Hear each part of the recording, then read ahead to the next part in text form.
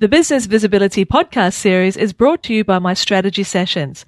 That's 90 minutes of pure focus on the growth of you and your business. Go to angelarasmus.com/strategy for more information.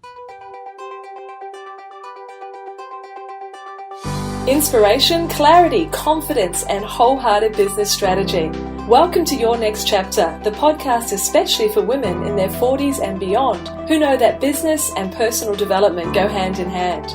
Tune in each week for marketing, mindset, and personal growth strategies, along with inspiring stories from women around the world who are creating new businesses and lives that are personally fulfilling and financially rewarding. If you're looking to create a business and life you love, you're in great company. Let's find out what will unfold in your next chapter. I'm your host, Angela Rasmus, and I'm so delighted that you're here. Hey, I've got a free gift for you. It's a wonderful resource I've created that goes along with this podcast series. If you go to angelarasmus.com/visibility, you'll be able to download the workbook, and it helps you create and implement your own visibility plan. I hope you'll find it really helpful. And now, on with the show.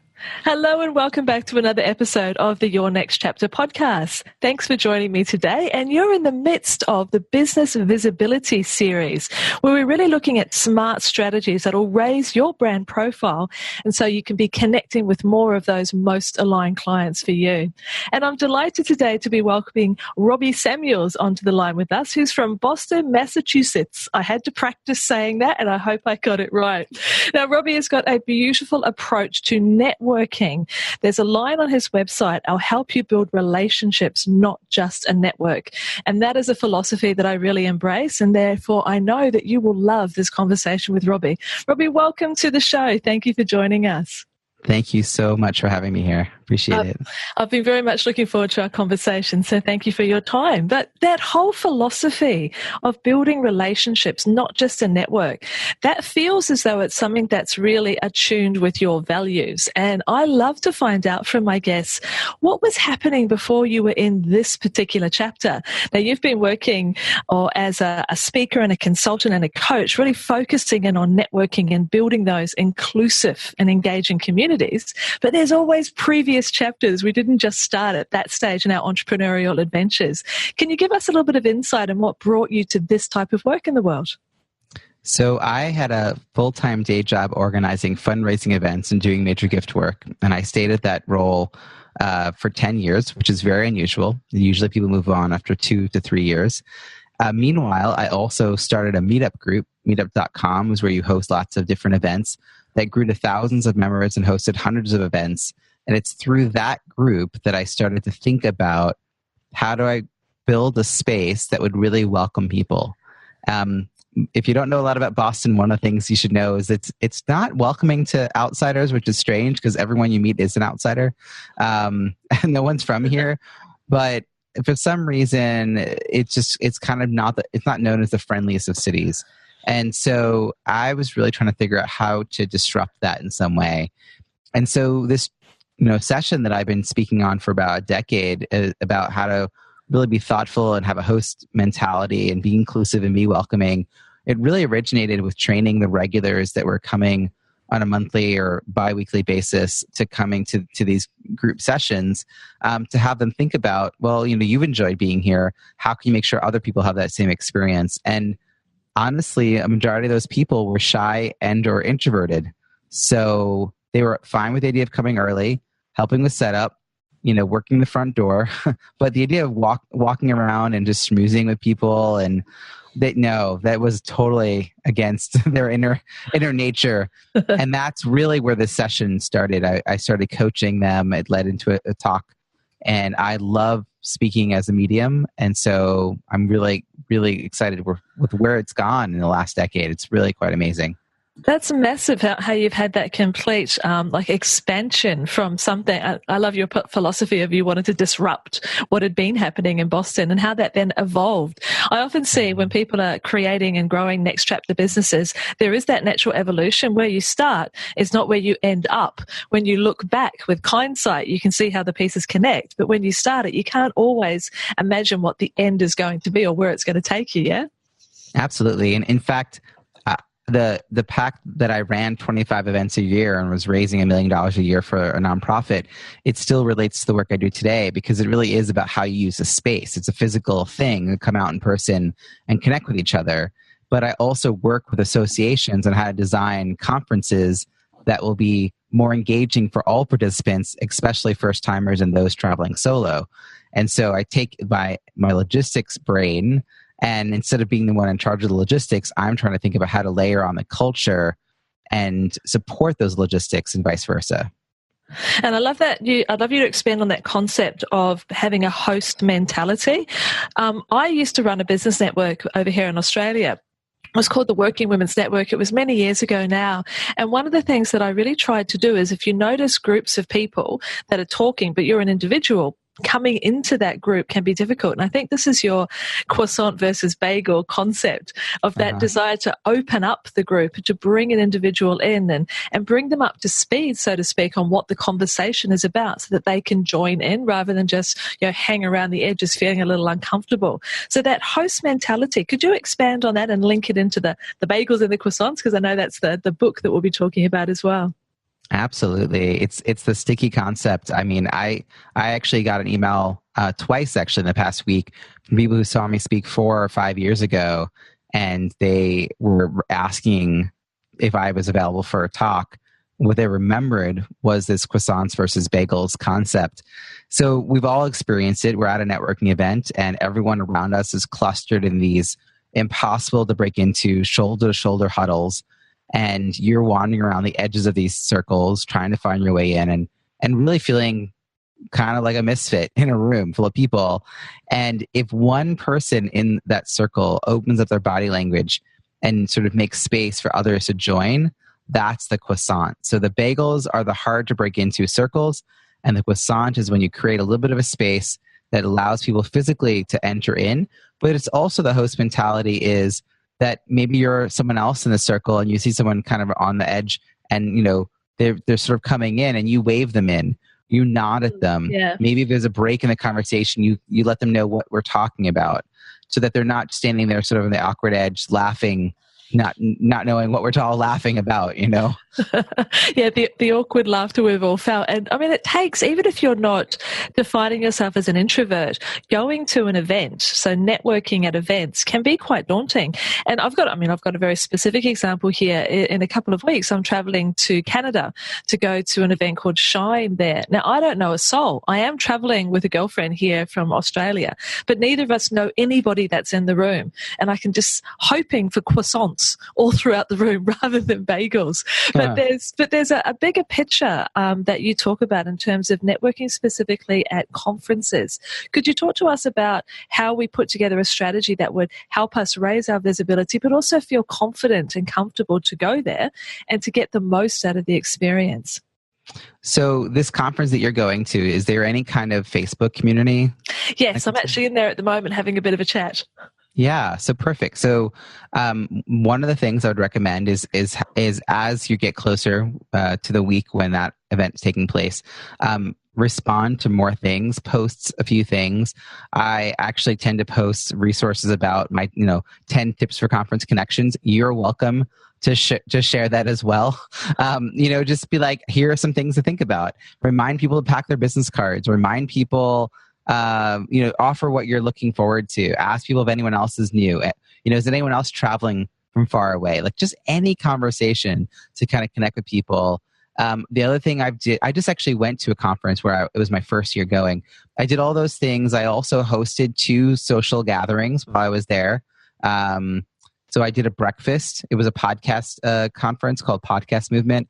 So I did one breakfast geared towards moms who podcast or love podcasts. And another one was drinks with dads. So it was 2 different socials and it was great. I got to meet a lot of parents. Even before I got there, we were talking, engaging online. I had people to look forward to. I just think make yourself known, leverage that moment, realize that the convention, the conference, it's about convening people.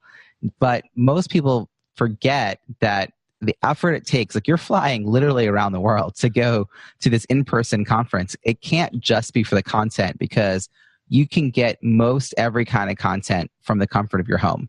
Like, you don't have to travel anywhere to learn things anymore. We have all these other ways to do that. So you're going to meet people. And I think it's about setting that intention, writing your follow-up email before you even get to the event. So you're really clear on who you want to meet and what do you want them to know about you, what value are you offering. That's a thing to spend some time on. So I just think it's definitely a mindset around this, so that you don't get to the end of a long weekend and have a stack of cards, feeling kind of emotionally exhausted and think, was this worth it? I'd rather you go to fewer things, have more meaningful connections, and leave knowing that you met the right kind of people. I think that is a breakthrough thought just there that you said. I call it a shining sentence, that you can't just go for the content. And quite often I can only speak for myself right now, but I look at the content of an event and think, okay, skill gaps, want to close the skill gaps, looking for inspiration.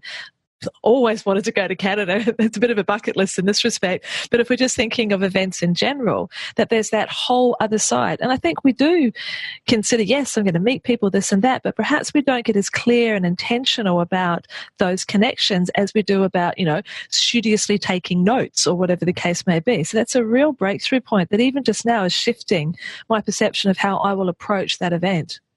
Mm-hmm. And I think serendipity happens when we know what we're looking for.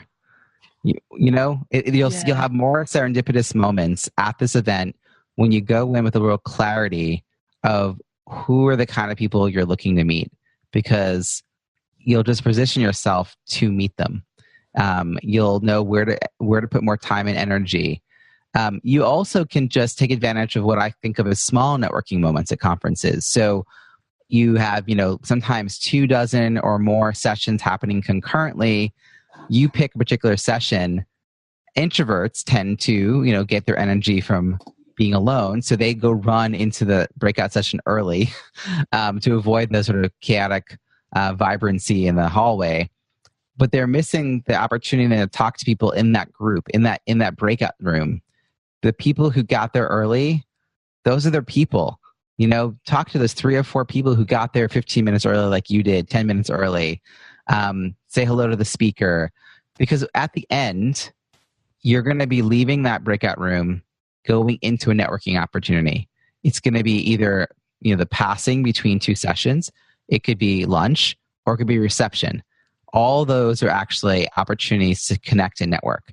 So it feels better to walk into that hallway talking to somebody that you met at the beginning of the session or chatted with while you're all standing in line to talk to the speaker afterwards. Then you just sort of wander out together, and maybe they end up inviting you to lunch, or they introduce you to some of their colleagues. Like, just planting yourself into that space and really taking advantage of the fact that you're in this particular session, saying hello, saying good morning. That, I think, that's not a lot of planning ahead, but it is sort of an awareness and saying, okay, I'm actually here. I'm not going to just sit on my phone and wait for the time to pass until the presenter starts talking. So it's really important, I guess, by the sounds of this, to take care of your own energy, especially when you're at a 2 or 3 or 4 day conference. Sometimes it's almost like that breath of, I can sit here and just play on my phone and regroup for a moment. So taking care of your energy so that you can create those small networking moments and be conscious of who else is in the room is an important point, an important step. I would actually even go so far as to say that if you really have a person who you're either very shy or very introverted, and you feel that this is the energy that it takes to do this is a lot, go to 3 things a day. And one of those should be social, should be fun, should be energizing in some way, something that maybe you wouldn't ordinarily go to. Everything else should be optional, commit to the 3 things and don't miss them. And then allow serendipity to happen. Go hang out in the lobby or take a nap and energize so that you're present for the social later that night. Like, self-care is really important. And I have met some amazing people hanging out in the hotel lobby, and I've gone to plenty of sessions that were really boring. So, we always say we're going for the content, but it's not always 100% great. So do your research, commit to the ones you're committed to. Sometimes I go because I really want to meet a speaker. And I know that by getting there early and saying hello and staying involved and present and engaged during the session, that's a great way to sort of start a conversation and start a relationship possibly with a speaker. And so, that might be the reason to choose one topic over another. But just, self-care is very important. But I think it's easier to have self-care if you go in with a real sense of what your goals are. And you want to be having that mix of people and people that you're just meeting for the first time. You want to make sure there's a balance. And, for me, it might be 3 of each per day. And for someone else, it might be 3 of each for 3 days. As long as it's more than 1 of each, I think you're doing okay. But I have all these little tricks. I mean, this is what I cover this in the book. The book is titled Croissants versus Bagels, Strategic, Effective, and Inclusive Networking at Conferences. And it's just full of really hands-on, actionable ideas of strategies. So one of them is just like, how do you track the cards that you receive? So, women don't often have pockets. This is just sort of like one of the realities of the way clothing is designed. And even today, when phones are getting so big, planning ahead so you have a small sweater or a jacket because it's always freezing. Because of course it's air conditions turned up because guys are wearing suits. So you bring your layers and make sure your layers have pockets. Make sure that even if you were to stand up and walk away from your bag to like get online, maybe at the buffet, you still have cards with you. You might tuck them into your name tag badge holder or something like that. But just again, preparation, really realizing that part of why you're here is to go connect with people, and so the cards are an important part of that. Wardrobe choices, so you're comfortable, you can walk for a long period of time. You're right. You and I work with a very similar demographic. These are my clients. It's the conversations we have. It's like wardrobe choices. It's true. It's true. Even Sam and I, who are traveling over together, are having a wardrobe afternoon, so we can work out what we're taking. Since yes, it is halfway around the world. Well, this talking about business cards, and I'll make sure that there is a link in the show notes to your book, so people can go and grab themselves a copy of that, because we all need to network well. But speaking of the business cards, and one of the points that you've made in notes is we don't just want to end up with this whole stack of cards and no real connection. So you're definitely talking about we need to have a strategy when we are approaching networking. And I'd like to dig down a little into that strategy, because I'm imagining someone sitting there and going, okay, I want to meet some more clients, or I want to connect with more people like me, or it could be quite amorphous, the sort of the idea of what you're going to get out of connections, or how you're going to curate those connections at a conference. Can we talk more about how do we get clear on what it is that we actually want to get out of it? I mean, what an important question. And I hope people would consider before spending thousands of dollars on logistics of travel and airfare and hotel and a conference fee. Such an important question. So I think it all depends on where you are and what you're trying to do. But it doesn't just have to be I'm looking for clients. It could be you're looking for maybe an accountability partner. Maybe you're ready to like up level your business. A lot of my clients are in the process of launching a book or a podcast or a one-to-many program, and so they'd really benefit from having met somebody else who's just as driven. And we're going to meet every Friday morning and make sure we're working on our plans. It could be you're trying to find people to fill your personal board of directors, which is sort of like a mentor group, but a little less formal. You essentially collect people that have different sorts of skill sets. And so you hit it off with someone who's maybe really good at, let's say, marketing. And you say, can I check back in with you in a few months on how I'm making progress? And you sort of nurture that relationship, and you just keep checking in that way. And you may have somebody else who's really good at running membership sites. And so when you're time to do that, you have those people in your corner. It's really building your support network. So you might be going with the intention of, there are certain people presenting there or maybe participating there that you want to meet. I also like hosting dinners at these kinds of events because, and this is actually a great tip for someone who's more introverted, because it's a lot easier to scale this down, right? Like you invite 8 to 10 people, 6 to 8 people even. You pick a restaurant that's not too loud. not too far away, not too many TVs. And maybe you know ahead of time one person is coming and the rest of the people you invite as you're meeting them. They all come together. They're so grateful that you did that. Because most people want to connect, but they don't really think about the process of how to do it. And by you curating a space that, you being the host, that is making everyone really happy, and you don't have to really do much. Once they're there, they'll engage, they'll connect.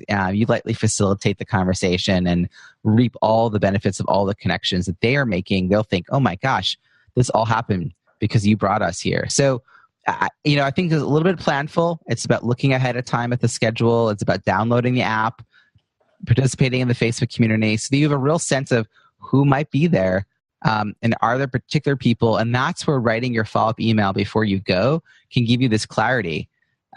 This is about, like, if you met your ideal person, what would you write them? And, maybe you have one or two variations of that. The benefit is if you write that ahead of time, you have that draft saved, you track the business cards, and you turn the corner down on the ones that maybe are higher priority for you, which is something that we can't do if you're traveling in Asia, but anywhere else it kind of works. Maybe don't bend over. Don't do it there. Yeah, and also you can write a note, which you can't do in Asia, but write a note, keep it in a separate card, in a separate pocket, take a picture. If you're not going to bend in the corner, take a picture of them. Even just into your phone's camera, just so you don't lose them. Just little things that when you get back, you can really parse out quickly which of these stack of cards are higher priority. It's usually just a few. You already have the message pre-written. And the third part of this equation is that before you go to the event, schedule time within 24 to 48 hours from coming home to do that follow-up. Because life's going to just hit you. When you get back, you're going to have so much other things pulling at you. If you don't make time to actually do that follow-up, it's as if you didn't go there to meet people. I think you've got this ESP going on, Robbie, because that's exactly the thought that was in my head as you were talking. I know when I've come back from conferences, you often arrive on such a high. Like, you've learned so much, you've been exposed to so many new ideas, you've buzzed from the energy and the people that you've met, or if you're introverted, you're exhausted from all the people that you've met. And then your business smacks you back in the face as soon as you sit down. Life sort of, just flows all over you with your kids and your family and your other commitments, and suddenly nothing's happened. So absolutely, booking in that time, both to regroup and to do those follow-ups, is absolutely vital. This is actually where I think plane rides are really helpful. I've got no excuse then. I know, really. Quite the plane ride. One of the things I do is each night I try to synthesize my notes, and I often will type in my top level notes into a Google Doc. So that, because I had the experience of misplacing a notebook. I took notes all weekend. Oh, that takes my breath away. So I now tend to take notes on my phone. But if you were to take notes by hand, I would review them each night, and for each session, write 3 top level bullet points. And then on the way home, review that top level list and identify 3 things that are actionable and schedule them on your calendar for within 2 weeks of getting back. So let's say someone told you something about, you should have SEO on your website, and you learn 3 things about that.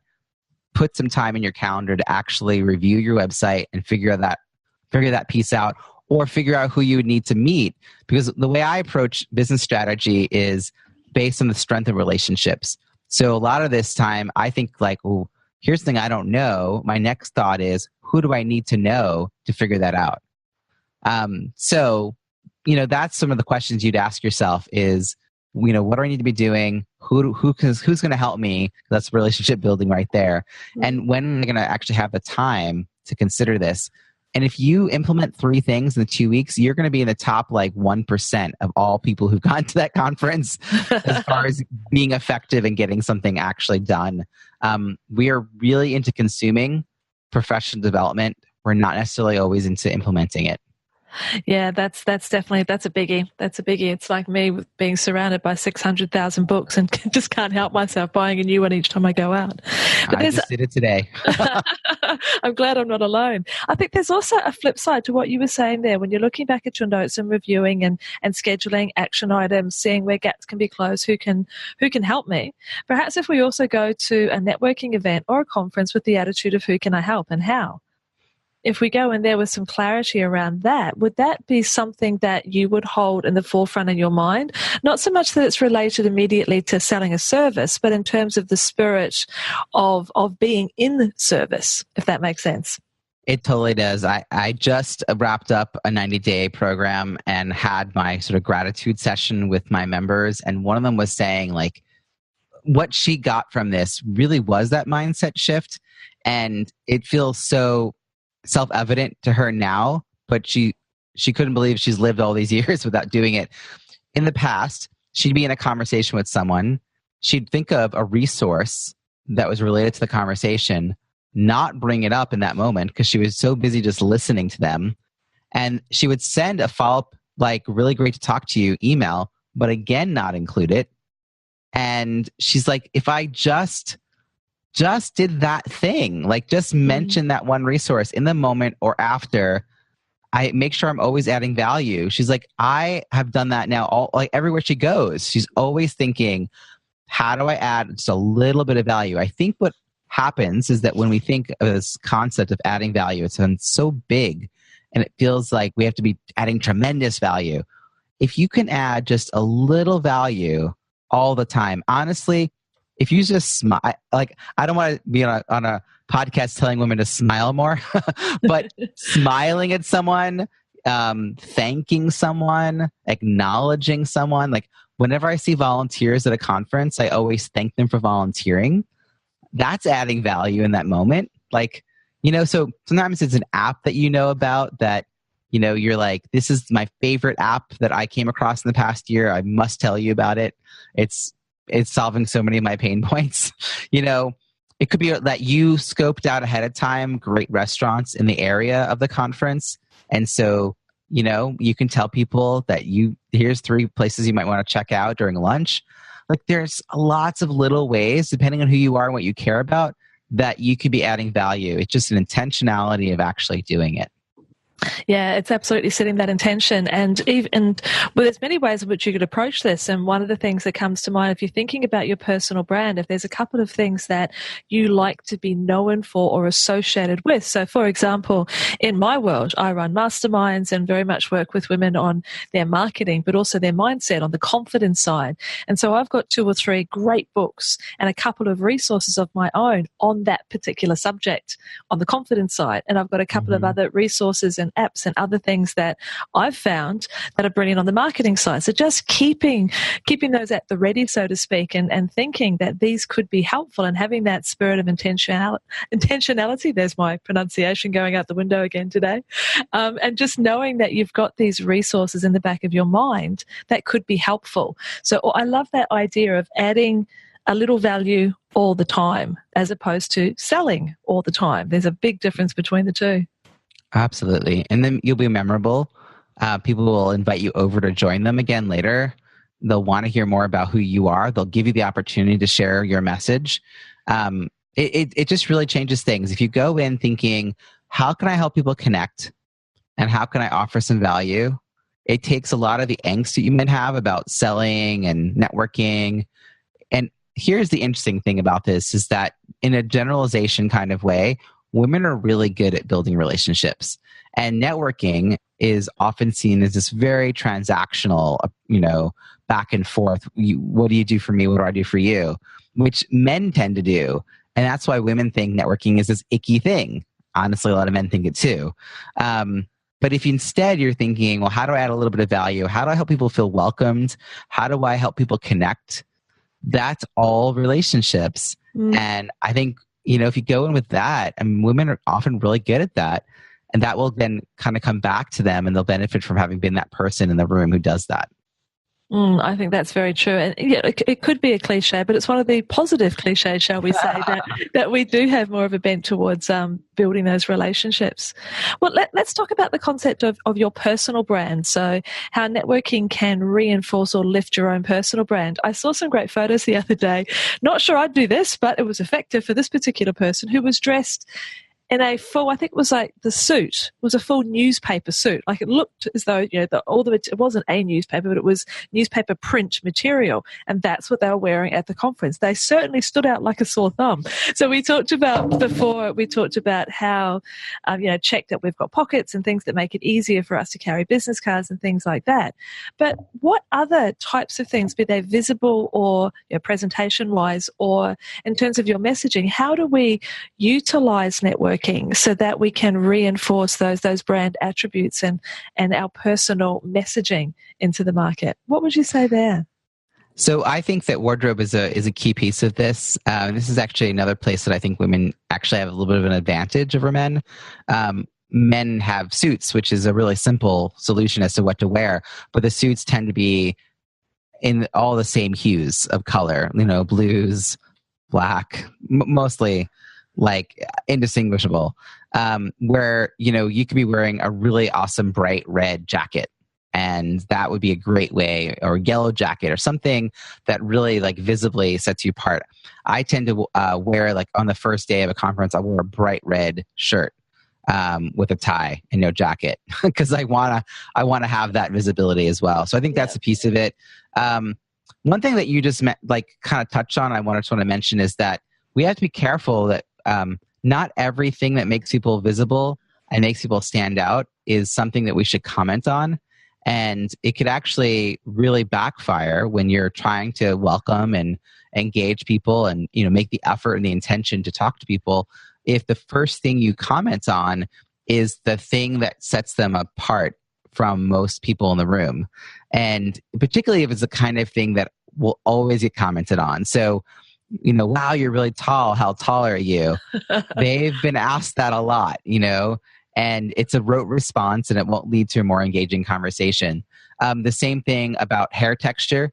I'm just going to say across the board, Black women's hair is not a thing you talk about until you're like trading recipes that your grandma came up with and their grandma came up with. Like there's a point where it can happen, but not in the first sentence and not in the first meeting. Not to ask what the style is called, not to touch it, any of that. It's really one of those most off-putting moments. And I partly am calling this out because I just had this experience at a conference. Like the energy it takes for anyone to be at a conference, we were all aware of, but like for a woman of color to be at a conference, she takes all this other stuff with her as well. And it's just exhausting to be present.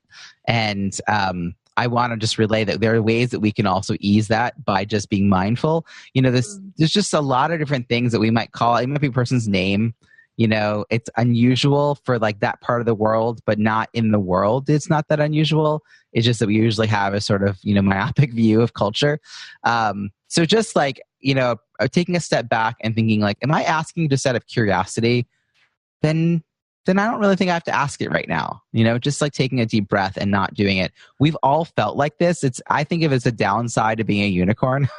It often feels great to be a unicorn, like they always say, like if you always be yourself unless you can be a unicorn, and then always be a unicorn. Be a unicorn, yeah. Yeah, but like if you were really a unicorn, there'd be a lot of like, oh my gosh, a unicorn. I've never met a unicorn. Hey, what's it like can I touch your, it's like, and anyone who's been pregnant knows that this happens, and pregnancy is not rare, or we, wouldn't all be here. But even then, it's like, it's that intrusiveness, it's that presumption and the physicalness. So be mindful of how you come across as well, because you don't want your personal brand to become the person who asks all kinds of nosy questions out of curiosity. It's also a kind of place of privilege to ask other people about themselves and that sort of under a microscope kind of thing. So that's what you just made me think of this whole thread, and I don't know if I just went on a tangent for you, but that's where I went. But no, actually, I think that's a really good piece because for a couple of different reasons. Number one is that this is about respect. Yeah, I think it's a huge piece about respect of our fellow human beings. It's about being present. It's about being mindful.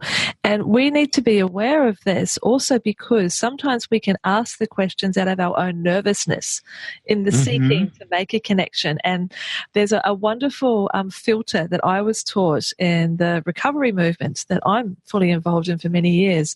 And that is, does it need to be said? Does it need to be said by me? Does it need to be said now?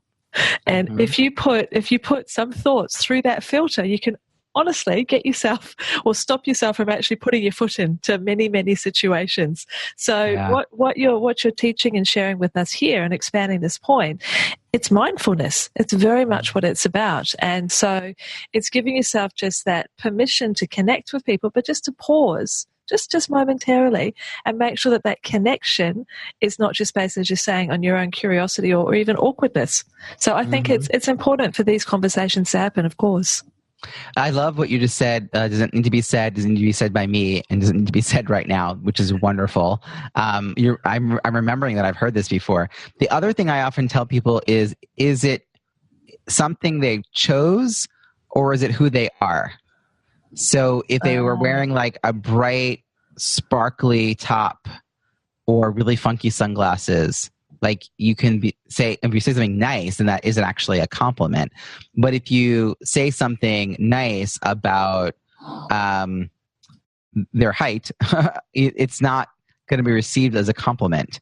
It's like, yeah. Like they can't take credit for it. Like if they can't take credit for it, then it's not really a compliment. It's an observation. And it usually leads to like this awkward, well, what do we say now? And there are people who often just like have some sort of response that, deflects the moment, but doesn't lead to further connection. So that's the other thing about brilliant. That one is brilliant. Is it something they chose, or is it who they are? That's such an important distinction. You've just opened a whole new window in my head.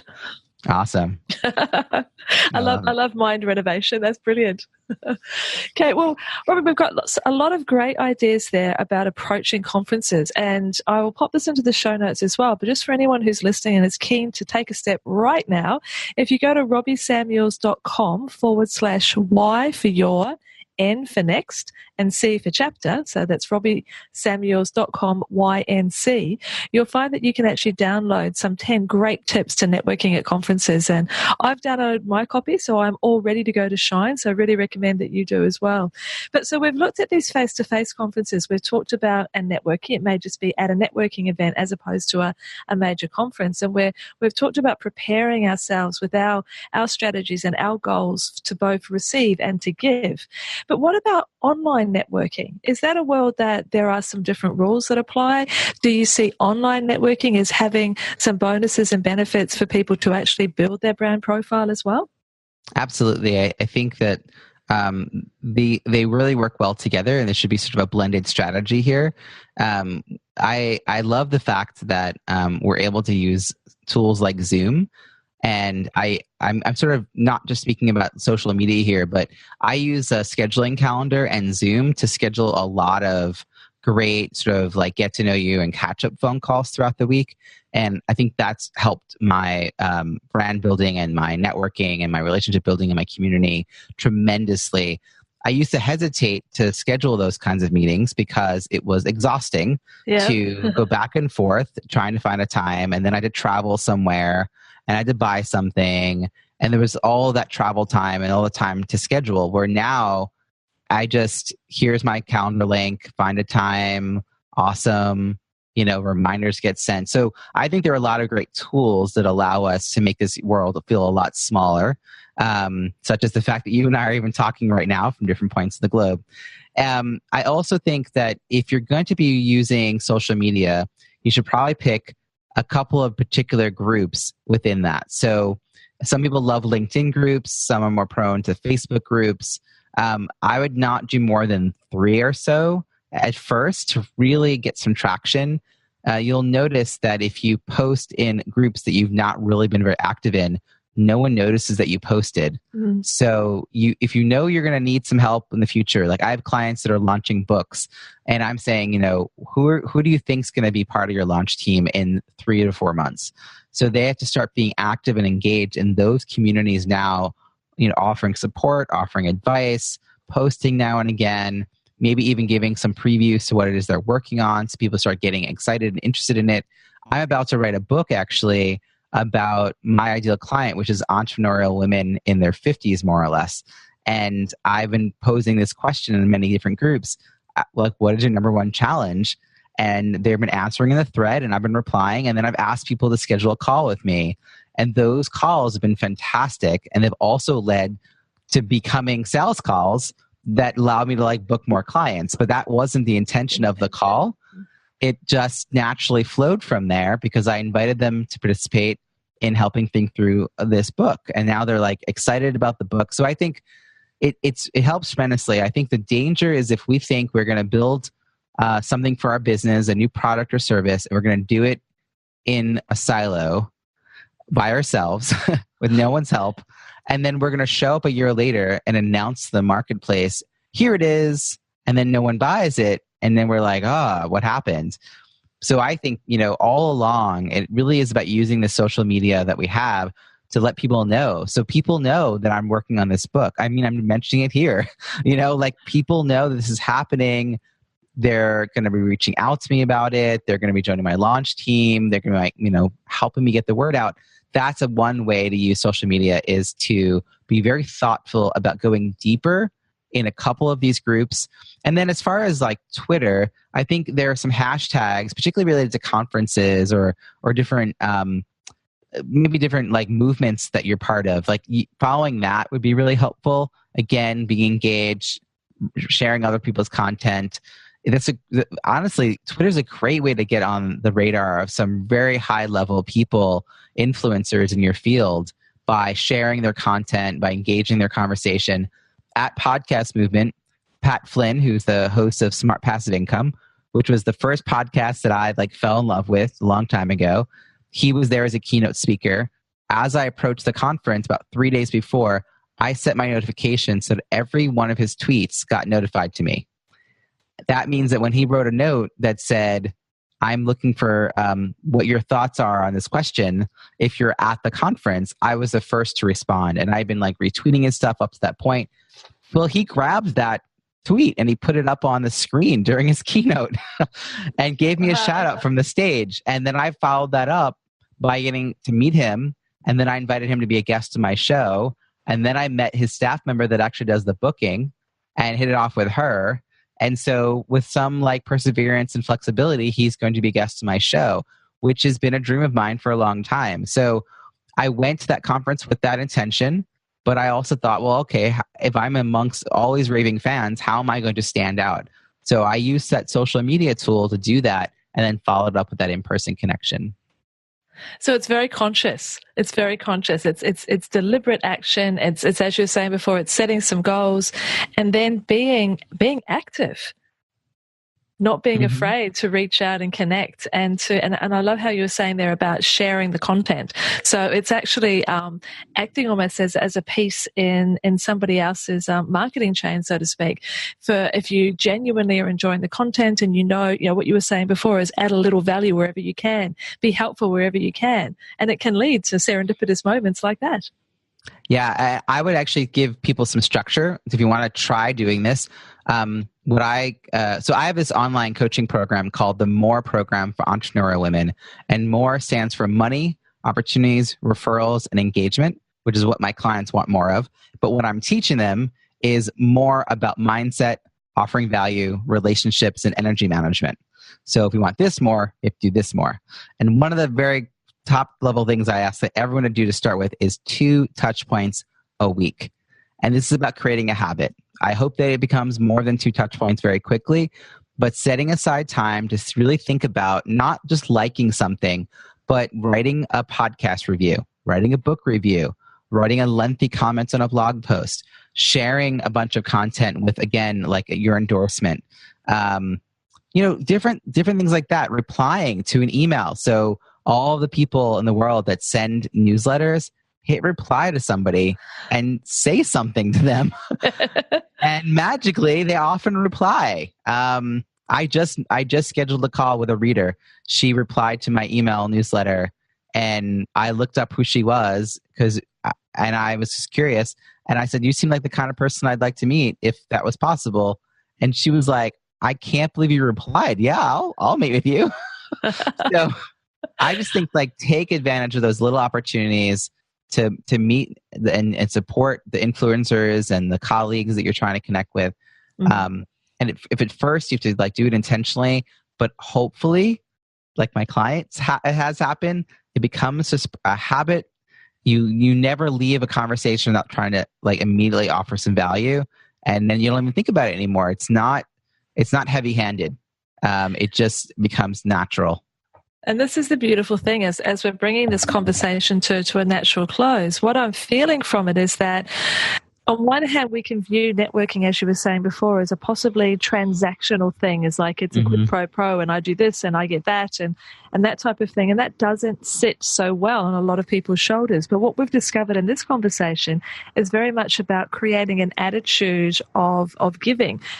Creating an attitude of connection, creating an attitude of being someone who includes people and brings them in, becomes a croissant as opposed to a bagel. Basically treating other people how you'd like to be treated. That's essentially what it feels like it comes back to for me. And it becomes a natural way of your being in the world. And if we look at networking as a way of raising our brand profile, if that is the way that we are operating in the world, if that's the sort of energy that we are radiating, that can't help but be good for your brand profile overall. That's true. And I mean, it's the least expensive thing you can do to have the most results is to weave this into the way you are in the world. Because the ripple effect that you put out into the community and out into the universe, it really comes back. It's a very abundant way of being in the world. And I think once you are thinking that way, a lot of opportunities are going to show up that you couldn't see, you couldn't unlock. And it's really quite magical in a way, but there is obviously a lot of effort that goes into it. I think that just like creating that habit and actually getting out there and meeting people, I wish this for everybody listening to really take this on. Absolutely. And me too. And I know for a lot of us who work at home in our own offices, sometimes we can get out of the habit of leaving and connecting. I love online connecting. I love Zoom. I love what we're doing right now. I adore podcasting. The list goes on and on. But nothing beats being in a room with other like-minded people and creating those real connections and feeling abundant, feeling filled up because you've had that energetic conversation. I absolutely love it. Robbie, this has been wonderful. There is so many tips in here for anyone that's been listening with pen and paper, as I have, writing copious amounts of notes. There's so many ways that we can up-level the energy that we're putting into networking without it being too hard. The things that you were talking about feel natural. It just means, as we're talking about, becoming more mindful and actually pausing and having our own personal strategy before we go to a networking event, be it big or small. And I will always hold very close now that concept of adding a little value everywhere you go, and be careful of the unicorns, as you said. I love that distinction of, did they choose it or is it something about who they are? Just again, for us to be mindful and respectful when we're approaching and having those conversations. There's so much you've shared for us. If you finished with a particular point, that if you're thinking about someone who's just listened to this call and is about to go to an event, what was, say, a final tip that you might give so that they can go into that event or go to that conference as their full selves? I would actually ask them to really take the time to think about why this event in particular. And if the word should comes in, or someone told me to, then they have to think about why for themselves. Yeah, you have to choose it, because you don't have to leave your house. You're choosing to leave your house.